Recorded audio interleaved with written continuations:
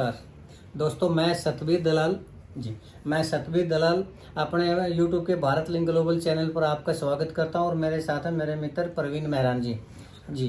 तो कल हमने जो वीडियो बनाए थे, अपनी पिछली वीडियो में ये बताया था कि विदेशों के अंदर अगर अपने बच्चों को भेजें तो भेजना उचित है या नहीं उचित है, और वो जाके सक्सेस हो सकते हैं या नहीं हो सकते। तो इस विषय पर हमने जो वीडियो बनाई थी उसके ऊपर काफ़ी अच्छा पब्लिक का रिस्पॉन्स आया। तो हमारे काफ़ी मित्रों ने हमें ये कहा कि आप लड़कियों के ऊपर भी वीडियो बनाइए कि भाई अगर हम लड़कियों को भेजते हैं, अपनी बेटियों को भेजते हैं, तो वो भी सेफ़ हैं या नहीं है, और किस कंट्री में ज़्यादा सेफ़ है, किस कंट्री में थोड़ा अवॉइड करना चाहिए।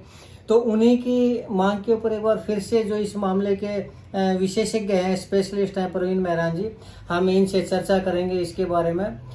तो प्रवीण जी, थोड़ा सा जो हमने वीडियो बनाई थी उसमें लड़कों के बारे में तो हमने बनाई थी, काफ़ी अच्छा रिस्पॉन्स आया, और मेरे को फ़ोन करके भी और व्हाट्सएप पे लोगों ने कहा कि लड़कियों के बारे में और बताएं कि कौन सी कंट्री सेफ है। तो मैं आपसे पहला सवाल यही करना चाहूँगा कि लड़कियों के लिए कौन सी कंट्री सेफ है कि माँ बाप निश्चिंत होकर अपनी बच्चियों को स्टडी के लिए या जॉब के लिए उस देश में भेज सकें। नमस्कार सतबीर जी। जी नमस्कार सर। बहुत ही इम्पोर्टेंट टॉपिक है ये, स्पेशली हमारे बच्चों बेटियों के लिए, महिलाओं के लिए, हमारी पुत्र वधुओं के लिए। जी। तो ये ना, जैसे मैंने ये देखा है, मैं 20-22 कंट्रीज में घूम के आया हूँ और हमारी फैमिलीज के बच्चे भी बाहर रहते हैं जी। तो जैसे स्पेशली कनाडा में मेरी अपनी बेटी है, तीसरा साल चल रहा है उनका, 2 साल का MBA किया उन्होंने। तो she is unmarried, so I can really say a few things about it.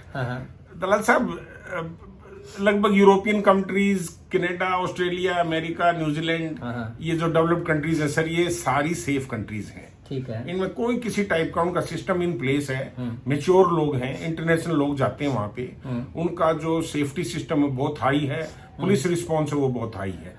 मैं तो कहता हूँ इंडिया में और अपने एरिया में ही, अपने ही, जैसे मैं गुड़गांव रह रहा हूँ इतने सालों से, पिछले 30 साल से, तो यहाँ पे ज्यादा अनसेफ लगा मेरे को। अच्छा। तो आई टेल यू, जब जॉब पे जाते हैं तो भी चिंता रहती है, बच्चों को हमारी लेट हो जाती है बेटी तो हमको चिंता रहती है। वहां पे बिल्कुल भी इस टाइप की दिक्कत नहीं है। हमारी बेटियां 12-12, 1-1 बजे तक आती हैं, अकेली बस में होती है तो भी सेफ्टी होती है, और जो वहाँ के रूल रेगुलेशन है वो स्ट्रिक्ट हैं, वो मेंटेलिटी चेंज हो जाती है। जब भी आप पैसे लगा के आप बाहर जाते हैं तो बेटियां हमारी जिम्मेवार होती हैं, उनको अपने पेरेंट्स की चिंता होती है, अपने माँ बाप की इज्जत की चिंता होती है। इंडिया में जो जिस ढंग से बच्चों को बड़ा करते हैं हम, 12वीं तक की और उसके बाद की जो ब्रिंगिंग अप है, वो बहुत ही सॉलिड, संस्कारी और बहुत ही वो ट्रेडिशनली, जैसे माँ बाप से इज्जत, हमारे परिवार की इज्जत, वो सब होता है। तो हमारी बेटियां जो है ना जी, वो उनको हम उस ढंग से ना देखें कि भाई वहां जाएंगी तो खराब हो जाएंगी, बिगड़ जाएंगी। सिर्फ ये था कि हम अपने बच्चियों को, हमारी बेटियों को, हम अपनी महिलाओं को बताएं कि वो जरूरत से ज्यादा शो ऑफ ना करें, जरूरत से ज्यादा खर्चे ना करें, अपनी चद्दर जितनी है उतने उसी हिसाब से ही हम सोचें कि भाई हम खर्चा ना करें। तो दैट वे मैं रिकमेंड करता हूं कि जैसे Canada is a very good country जहां सेफ्टी फैक्टर काफी ज्यादा है, और मिडिल ईस्ट भी सेफ है। कोई भी अगर कोई बच्चा गलत रिपोर्ट हो जाती है तो 5 मिनट का रिस्पॉन्स सिस्टम है पुलिस का। मैं Qatar, Dubai, Bahrain, Abu Dhabi, Saudi Arabia में रहा हूं, तो बिल्कुल 100% सेफ है। बड़ी जबरदस्त पनिशमेंट है, कोई चांस नहीं ले सकता है। और यूरोप वगैरह में और अमेरिका, कनाडा वगैरह में, ऑस्ट्रेलिया वगैरह में तो कोई दिक्कत ही नहीं है, 1% ही, कोई किसी टाइम भी आ सकता है, कुछ भी पहन सकता है, कहीं जॉब कर सकता है। हाँ जी, ये फ्रीडम है। आपने कनाडा का नाम लिया सर। हाँ जी। तो कनाडा में एक तो देखो वहाँ की गवर्नमेंट वो खालिस्तानी प्रभाव में आकर ने अपने इंडिया के खिलाफ कई एक्शन लेने लग रही है, वो भी हमारे देश के लिए उचित नहीं है। हालांकि इतने बच्चे हमारे पास जाते हैं, लेकिन कनाडा में कई बार मैंने ये सुना है कि वहाँ पर माहौल है ना, खासकर पंजाब के जो बच्चे गए हैं और ज़्यादा पढ़े लिखे जो नहीं गए हैं, उन्होंने माहौल कुछ ऐसा कर दिया कि रोज़गार कम है वहाँ पर। तो रोज़गार, एक तो रोज़गार कम, और एक जो कई बार रिपोर्ट सुनने में आती है कि भाई वो बच्चियों का शोषण करते हैं, ऐसा करते हैं। क्या कनाडा में ऐसा है? मैं बताऊं, जैसे ये जो ज्यादा न्यूज में जो चीजें आती हैं ना जी, ये पॉलिटिकली मोटिवेटेड होती हैं। कनाडा में इलेक्शन है नेक्स्ट ईयर, और कनाडा में बहुत ज्यादा पॉपुलेशन जो है वो पंजाब से है, जब इंडिया का बात करते हैं तो पंजाब से बहुत ज्यादा है। 100 साल से पंजाब से लोग वहां पे जा रहे हैं रेगुलरली। तो पंजाबी कम्युनिटी कुछ शहरों में तो सरी में और इसमें ये अपना जो ये टोरंटो है, ओंटारियो, हाँ, इसमें तो उसमें तो भरी पड़ी है पंजाबी पॉपुलेशन बहुत ही ज्यादा। तो सभी शहरों में है, वो बड़े बड़े 6-7 शहर हैं कनाडा में, तो सभी में है। तो क्या होता है, ये जो वहां पे गुरुद्वारे में मंदिर है, मंदिरों में अब रिसेंटली भी कुछ हादसा हुआ था, तो हाईलाइट ज्यादा होते हैं, शोर ज्यादा होते हैं। काम करने वाले बच्चे बिल्कुल आराम से काम करते हैं, उनको कोई मतलब ही नहीं होता इन चीजों से। ये सब पॉलिटिकल एजेंडाज हैं, इनको अवॉइड करें बच्चे तो बेटर है। हाँ जी। अच्छा सर, लड़कियां पढ़ने के लिए भी जाती हैं और कई लड़कियां जॉब के लिए भी जाती हैं। तो अगर लड़कियां वहां पढ़ने के लिए जाएं तो किस जॉब में जाएं, और अगर नौकरी करने के लिए जाएं तो कौन सी जॉब उनके लिए बेटर है लड़कियों के लिए कनाडा जैसे देशों में? जॉब के लिए जाते हैं तो उनको 20 आवर्स, अभी 24 आवर्स कर दिया है।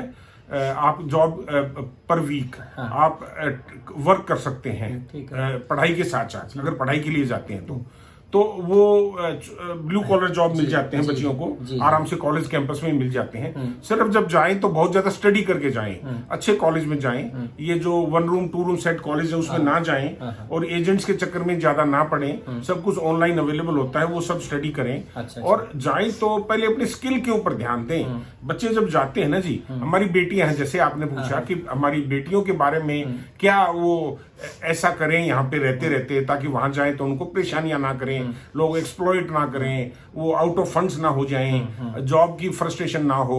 ये नॉर्मल चीज है वहां पे। और जब आप फ्रस्ट्रेटेड होते हैं तो लोग उस बात का नाजायज फायदा उठाने की कोशिश भी करते हैं। जब आपके पास पैसे नहीं है तो आप शॉर्टकट लेने की कोशिश करते हैं।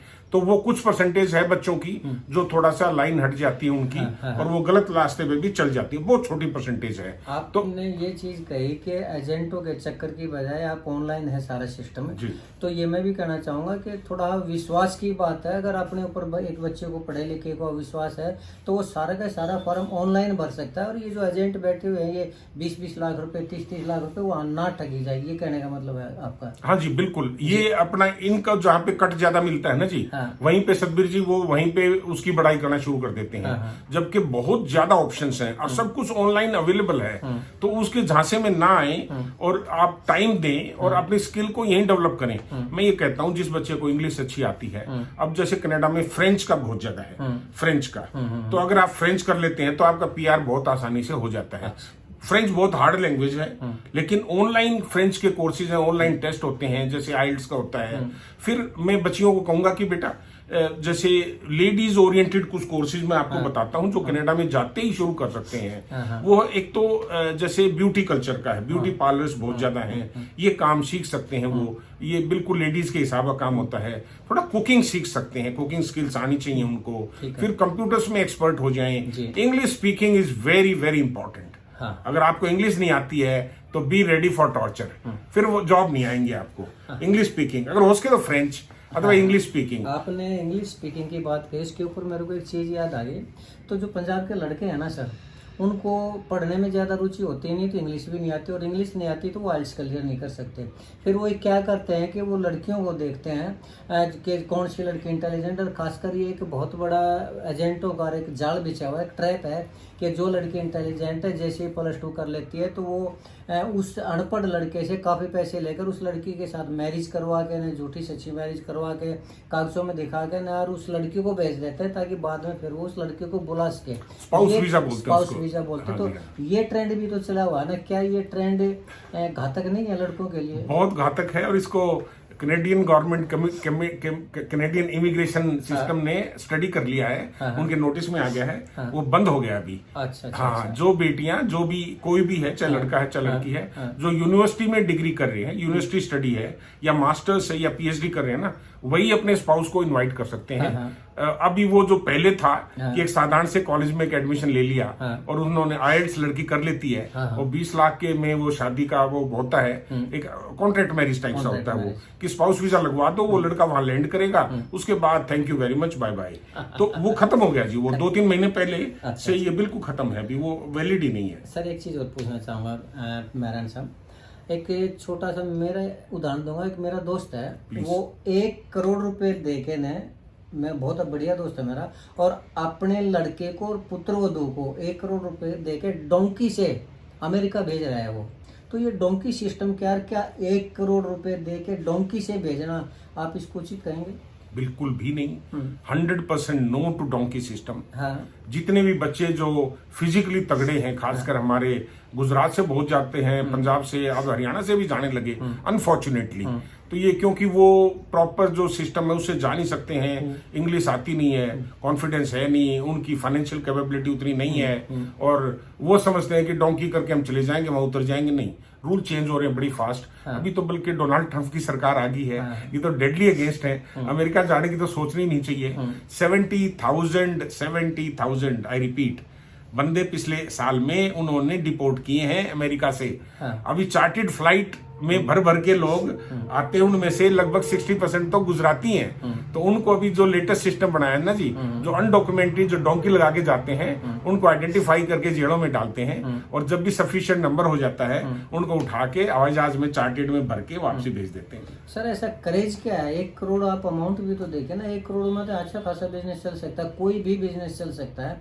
1 करोड़ पे अगर कुछ भी काम नहीं आता तो प्लॉट लेके बेचना और ये काम भी कर लेगा तो भी उतने पैसे कमा ले। फिर ऐसा क्या करेज है विदेशों का? सतबीर जी, ये जैसे बीमारियां होती हैं लोगों को ना, जैसे दारू पीने की है, ड्रग्स की है, कोई फिल्मी कीड़ा होता है, कोई पॉलिटिकल कीड़ा होता है, कोई झूठ बोलने का कीड़ा होता है, तो जैसे मेरे को सच बोलने का कीड़ा है, तो ऐसे ही ना लोगों को कीड़े हैं। तो ये जो डोंकी लगा के जाते हैं ना जी, वो इमेच्योरिटी होती है, और वो समझते हैं कि कुछ उदाहरण हैं जो डोंकी लगाए गए थे, तो वो ये नहीं देखते कि अगर 100 लगाए गए थे उनमें से 90 तो बर्बाद हैं, दुखी हैं, वहां फंसे पड़े हैं, उनके पास कोई फ्यूचर नहीं है, कोई करियर नहीं है, और वो जो 2-4 आदमी जो थोड़े से हाईलाइटेड रहते हैं उनको देख के वो कर देते हैं। गलती होती है, बहुत बड़ी गलती है, और इसके ऊपर हम एक वीडियो अलग से बनाएंगे कि 1 करोड़ में आप क्या क्या कर सकते हैं। मैं तो कहता हूँ 10 लाख में भी आप जिंदगी शुरू कर सकते हैं। 1 करोड़ तो बहुत बड़ा अमाउंट है।